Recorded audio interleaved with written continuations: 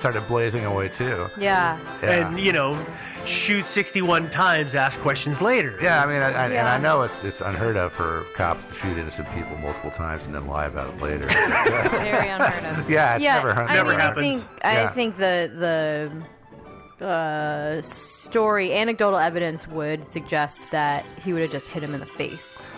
Well, really. yeah. I mean, more than, that's a punishment more befitting the crime, I think. Is a punch to the face, not 2 shots to the gut. But yeah, I know. No, not 1 or 2 shots to the gut. Yeah.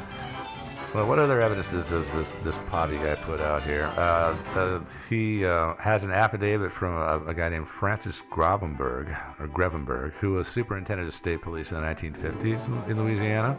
He told of a story when he was with 4 state troopers. He said, and he actually wrote about this in his memoirs, because he wrote a book. He served in World War II, and then he spent a bunch of time battling crime syndicates in Louisiana, so he wrote a memoir about this. Okay. And so he repeated that in there also.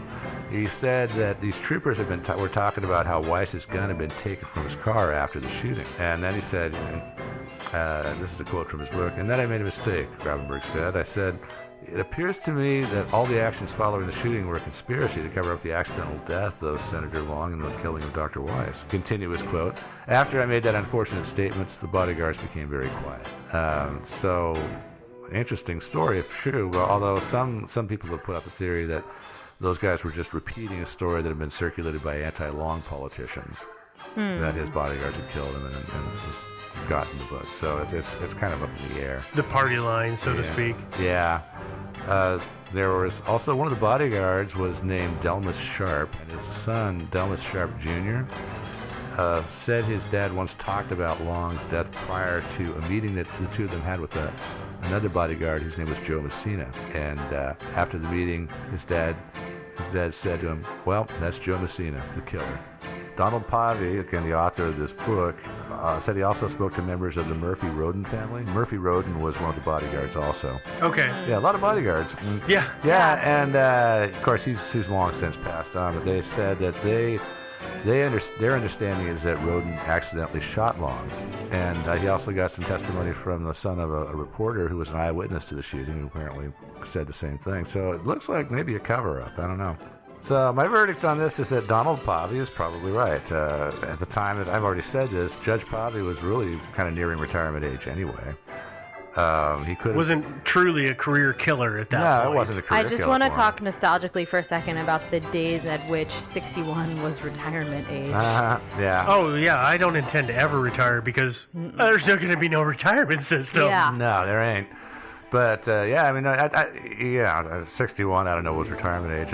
It was, yeah. Yeah, but, by the time you retire, it's going to be about 80. 90. Yeah. 90. Yeah, I know. Probably. Yeah, and generally in those days, you didn't necessarily retire. You just worked till you died. Which was 60. I know. Yeah. Well, the people who lived at those old ages were the ones who worked until they died. Yeah, I know. Yeah, so... But the other reason I doubt this is that obviously it'd be suicidal to pull a gun and shoot Huey Long when he's surrounded by a bunch of guys that are armed to the teeth. Insane, yeah. He also does seem a bit off. Yeah, he had a wife and he had a very young infant son, so obviously he had plenty to live for.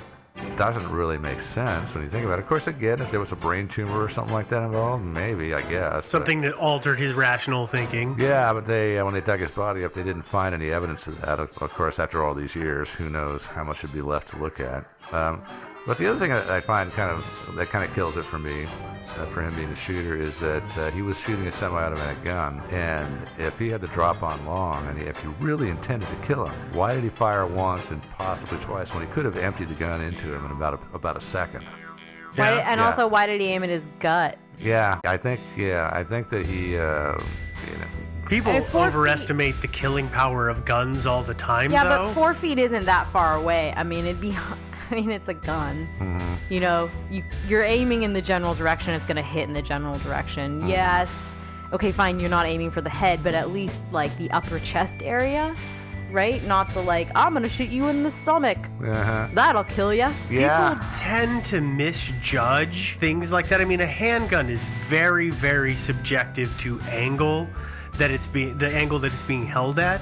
But have you ever goofing around, grabbed a water pistol and squirted somebody, and you're like, I'm gonna shoot him in the face, and then you shoot him in the knee? No. No, I'm a good shot. Yeah. Well, this is not take your time, draw, and hold. It's just like pull it up and start squeezing the trigger. People do this. I mean, there's all kinds of videos of people like, I'm going to totally just draw really fast, and I'm going to shoot that target. And instead, they shoot the ground 2 feet in front of them. Or Yeah. their foot. Well, yeah, no, I understand that. That's fair, but I think Joe's point is also fair. Like, why wouldn't you just... Joe said that, right? Why Yeah. wouldn't you empty the... Yeah, no. mean- That totally makes sense. There was some note in the files of the Louisiana State Police that one of the bodyguards knocked the gun down. It was originally pointed towards Long's chest, Huey Long's chest, and he knocked it down, and so he shot him in the gut instead. But I still, I still don't see why he didn't shoot him a couple more times. Or if a bodyguard was that close, how 62 bullets went into him. Well, one of them went into the bodyguard who was right there, into his watch. Yeah. Could be that's where the watch shot It's came from. incredible Yeah. aim, though. The 61 the 61 rounds are incredible in general. Yeah. Yeah, they, apparently him. I think the bodyguard was Murphy Roden, if I'm not incorrect. He managed to wrestle him away from Long and shove him up against the wall. And I guess at that point he backed away from him enough so that everybody else could open fire on him and That's ventilate silly. him. Yeah.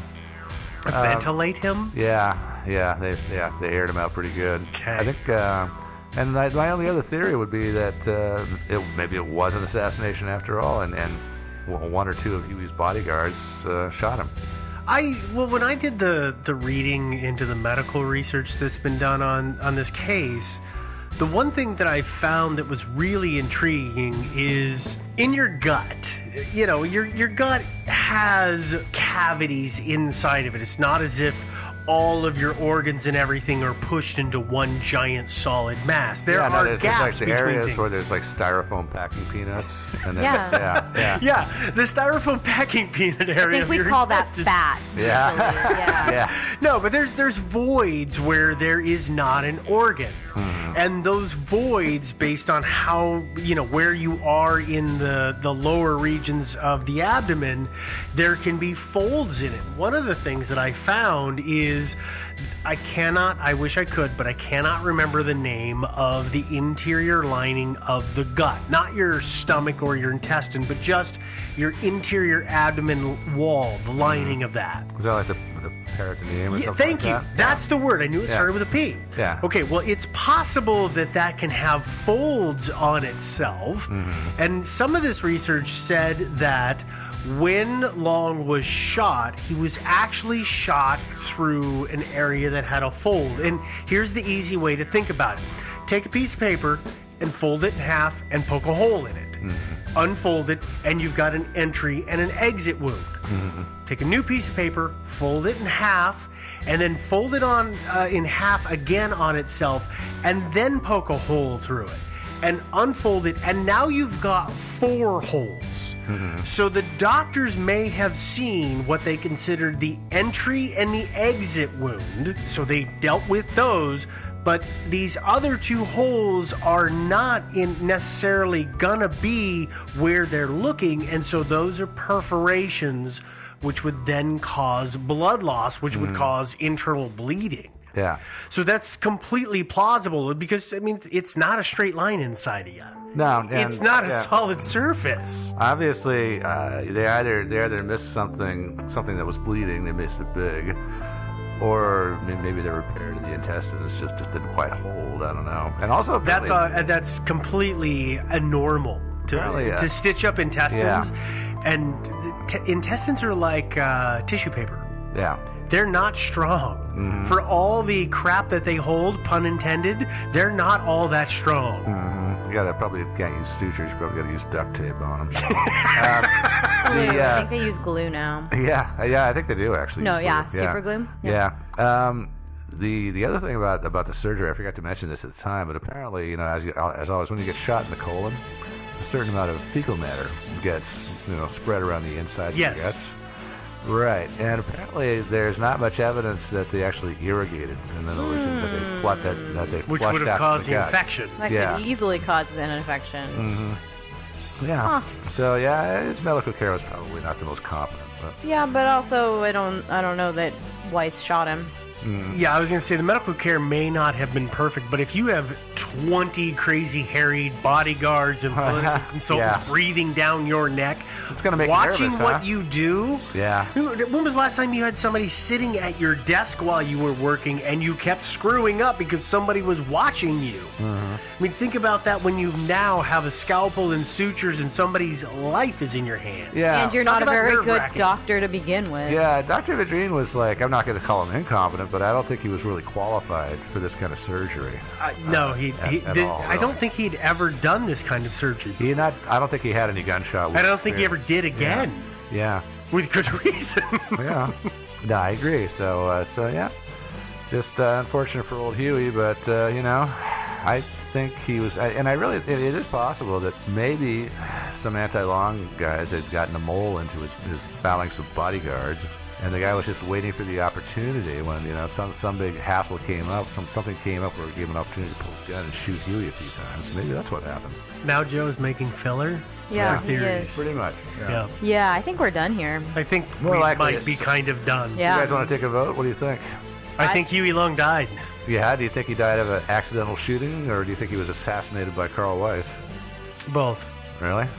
I don't know what that means. Yeah. I think it was an accidental shooting by his I- bodyguard. It was. I think his bodyguard did it, not Weiss. Yeah, that's kind of what I think. I don't know if it was Yeah. accidental or not, but The split lip kind of indicates that Weiss Like Weiss socked him in the mouth yeah. And then the for guard- being a jerk to him. Yeah, and then the guards went nuts and shot him, Yeah. Yeah, and so that's kind of what I'm thinking too. Too bad for Weiss. Really. Oh, yeah. And his wife and his kid and his family. No, his family more Yeah. than anybody. Oh, Yeah. yeah. It's a terrible thing, and obviously his son Carl Weiss and other family members and relatives are still trying to clear his name. It's hard to say it. I think more people are convinced that Weiss was innocent than not, personally. But the official line is that Weiss did it. So yeah, that's the official that's line. really hard to change. It is really hard to change. Without yeah. without the smoking bullet, your smoking gun. Yeah, I think so too. But I after all the reading I've done on this, I'm pretty certain that Weiss did not shoot Huey Long. Anyway, that's about it. You guys have any more thoughts on this? No. I do not. So ends another successfully solved mystery. Nah. Yeah. Hey, so you probably want to know more about us. You can check us out at our website, thinkingsidewayspodcast.com, where you can leave comments, check links. You can also listen to episodes from there. If you're probably more likely getting us from iTunes, so if you are indeed doing that, if you haven't done this already, please subscribe and give us a review, preferably a good review. We like those a lot better. As far as streaming us, you can stream us from God knows how many websites these days, right? Absolutely. Yeah. Yeah, tons of them. Stop counting. Yeah. We're on Facebook. We're Thinking Sideways Podcast on Facebook, right? Just Thinking Sideways. search Thinking Sideways Podcast on Facebook. You'll find the Yeah. page and the group. Oh yeah, don't forget the group. The group yeah. is insane right now. Yeah, It's I know. super busy Insane. They're going nuts over. over the yeah. story that we It's like- released this week, which Yeah. is great. Yeah, we like that. There's a lot of awesome discussion. Yeah. Yeah. I love the group because we don't really have to do so much sometimes. Is we can just watch all this stuff happen and then just go in, make a comment, and then just watch everybody it's like we're not even there. Yeah, it's crazy. It's fantastic I love to see it. how much work these people do Yeah. and how into it they are. Yeah. I know. Pretty soon they're going to be having a few more years. All these people are going to get together and they're going to start having conventions and stuff. It'll be like Comic-Con. Yeah, Thinking Sideways a con. Yeah, they'll Yeah. they'll be selling my scalp, the Yeah. plastic version of my bald head, Yeah. with a little bit of fuzz on it. Yeah. Yeah. Oh, and there will be action figures. Yeah. Speaking of selling stuff, the website also has the merchandise Oh yes, on we've got it. merch on there. I forgot about that. Yeah, there's a little picture now that Yeah. says merchandise on it. Little link so you can go out and buy merch and Yep. on Zazzle, correct? Yes. Yeah. What else do we got? Twitter. We are on Twitter. We are Thinking Sideways. That's without the G. And last of all, if you want to send us an email, then you can send us one at thinkingsidewayspodcast@gmail.com. And that's about it for all the information. Any last thoughts, you guys? Uh-uh. All right, no? Really. No.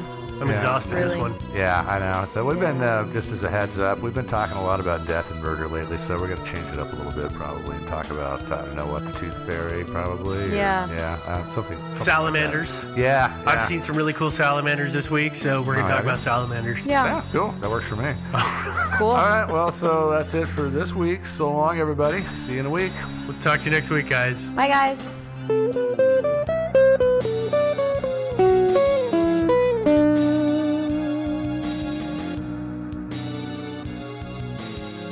This episode of Thinking Sideways is not brought to you by those stupid little earbuds that fall out of your ears all the time. Instead, it's sponsored by Sleep Phones, the world's most comfortable headphones for sleeping, traveling, or listening to your favorite podcast, us. Sleep Phones are a podcast listener's dream. They're super thin, they're super high quality audio speakers that are hidden neatly into a super comfy and pretty cute headband. Sleep Phones come in Bluetooth, wireless, or corded, and tons of different fabrics, so you really just have to try them. They are so comfortable. I can't even tell you just have to try them. And shocker, Thinking Sideways listeners can save $5 off of any Sleep Phone product at sleepphones.com just by entering the promo code SIDEWAYS at checkout. So that's sleepphones.com with the promo code SIDEWAYS and you save $5. Check them out. Thinking Sideways. I don't get it. I brought the aliens. You must unlearn what you have learned. I don't know. Stories of things we simply don't know the answer to. Hi there, and welcome to another episode of Thinking Sideways. I'm your host this week, joined as always by Steve. and Devin, and what's your name? what's your name? Oh, I'm Joe. Yeah, Oh, okay. Sorry. Did I not say my name? No. Okay. Oh, I'm Joe. Yeah, sorry. Okay, what are we going to talk about this week? Did we have any script for this week? I don't know. You were the boss of it, man. Well, okay. Well, here, I've got one here. This is from the bottom of my suitcase. Great. This is the death of Hugues de la Plaza, and that's spelled, just so you know, it's Hugues. It's a French One of name. those French words. It's a French name, but it's pronounced. And he was killed in San Francisco in June 2007. So almost He 10 died years in ago. San Francisco. Yeah, he died. I guess I should say he died. First of all, before we go any further, I want to give a shout out to our listener Andrew, who suggested this mystery, and who probably is a killer also. But Yeah. you know, Yeah. just trying to keep it alive. This is a cry for attention to get caught. I think Yeah. so, Andrew. You're not fooling us, but thanks anyway.